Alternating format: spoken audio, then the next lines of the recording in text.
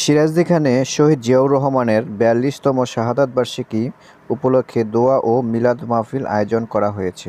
উত্তর মধ্যপাড়া বাহিরকুচি মোহাম্মদ দেলোয়ার হোসেনের বাড়িতে এ অনুষ্ঠান অনুষ্ঠিত হয়। এ সময় মোহাম্মদ দেলোয়ার হোসেনের সভাপতিত্বে এবং কাজী কামরুজ্জামান লিপুর সঞ্চালনায় প্রধান অতিথি ছিলেন আব্দুল কুদ্দুস ধীরন এবং বিএনপির বিভিন্ন অঙ্গ সংগঠনের নেতৃবৃন্দ উপস্থিত ছিলেন। দেশকে স্বাধীনতা উপহার দেওয়ার জন্য উনি স্বাধীনতা ঘোষণা করেছিলেন। সেই শহীদ রাষ্ট্রপতি জিয়াউর রহমান পরবর্তীতে দেশ পরিচালনার জন্য একটি দল গঠন করেন 1978 সালে এবং 1979 সালে 1 জানুয়ারি বাংলাদেশ জাতীয় দল নামে একটি দল গঠন করেন। সেই দলের আজকে আমরা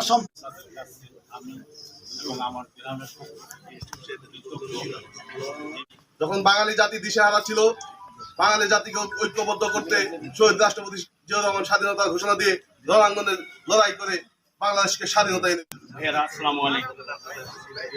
সংগ্রামী ভাইয়েরা, আপনারা জানেন আমাদের নেতা শহীদ রাষ্ট্রপতি জিয়াউর রহমানের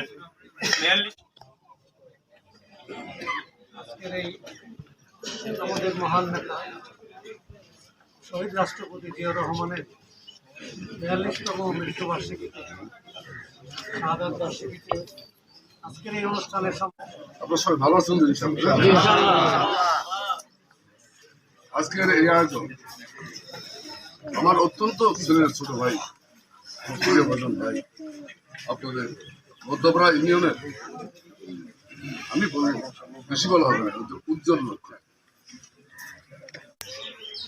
বলছে তারা মামলা খায় নাই, সে মামলা খাইছে। আপনাদের স্পষ্ট বলি আমরা যারা এখানে আসি আজিজুল থেকে শুরু করে আজিজুল লিপু, অনেকে আমরা আছি আজিজুল লিপু যে মুজিবুর। আজকে মহান স্বাধীনতার ঘোষক শহীদ রাষ্ট্রপতি জিয়াউর রহমানের ৪২তম শাহাদাত বার্ষিকী উপলক্ষে আয়োজিত দোয়া ও আলোচনা সভার সম্মানিত সভাপতি, উপস্থিত আমাদের সর্বজন শ্রদ্ধেয় সিরাজদিখান উপজেলা বিএনপির সাবেক সভাপতি আব্দুল কুদ্দুস ধীরন ভাই সহ উল্লেখযোগ্য একটি হচ্ছে সততা আর একটি হচ্ছে দেশপ্রেম। আমাদের প্রিয় নেতা, প্রয়াত নেতা শহীদ রাষ্ট্রপতি জিয়াউর রহমানের মধ্যে সেই দুইটি গুণ ছিল, সেটা বাংলাদেশের সমস্ত মানুষ বিশ্বাস করে এবং স্বীকার করে। একটি হচ্ছে সততা এবং দেশপ্রেম। বিভিন্ন বক্তা বলেছে আমাদের মহান স্বাধীনতা যুদ্ধে যখন বাংলাদেশের রাজনৈতিক নেতৃবৃন্দ